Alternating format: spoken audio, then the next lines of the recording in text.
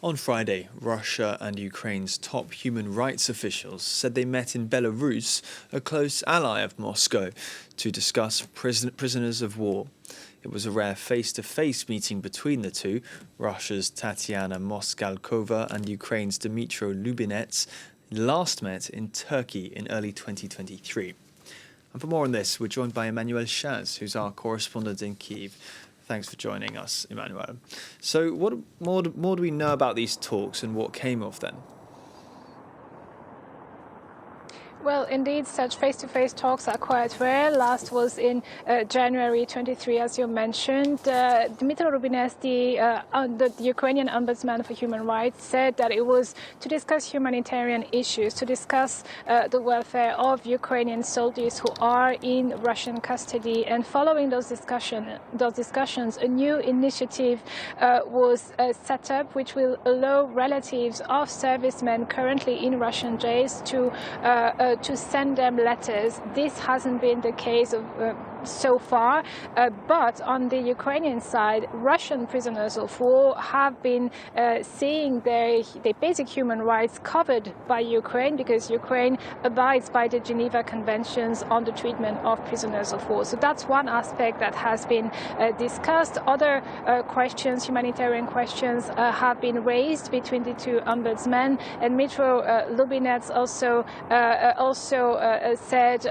talked about those servicemen, the bodies of 563 servicemen, Ukrainian servicemen, that were given back to Ukraine against 37 Russian servicemen that were given back to Russia in an exchange, and one of the largest exchanges of the kind. This just highlights also the need for actually thousands of Ukrainian families to get back the bodies of their relatives who fell on the front line. Oftentimes, it's impossible for those families to start their grieving process unless they do have the bodies. So that was comforting news for those families, for those relatives here in Ukraine. And there's still the hope on Kyiv's part that Russia will accept an all-for-all exchange of prisoners. This is something Kyiv has suggested to Russia, which has denied so far. One more thing on that meeting yesterday in Belarus, representatives of the International Red Cross committees were also present. The Red Cross has been under heavy criticism here in Ukraine for what is perceived here as its inaction to protect and its inefficiency to visit and to protect and to ensure the well-being of Ukrainian soldiers who are currently in Russian jails.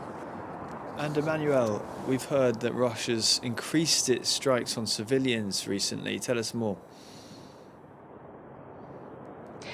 Russia indeed increased airstrikes, especially at night, but not only, and all cities are exposed to such strikes. I'm thinking about Kharkiv. Kharkiv last night, which was hit again by glide bombs. Infrastructure was damaged.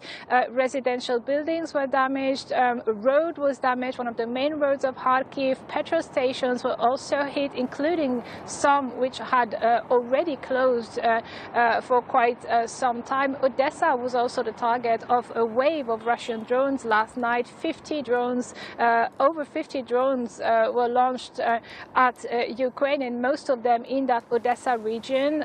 The material damage is quite important. We've seen the pictures of huge fires breaking in the city. And just to give you an idea, there's not one night over the past 2 months where sirens, air raids haven't rung over the country. And Russia definitely increased the number of drones it's sending against Ukraine, increased those strikes. Yesterday in Zaporizhia, 8 people died, 40 were injured, and among the dead there's a 1-year-old baby, his mom and his grandmother. They were in their home when a missile struck. Emmanuel Chaze there for us in Kyiv. Thanks for that.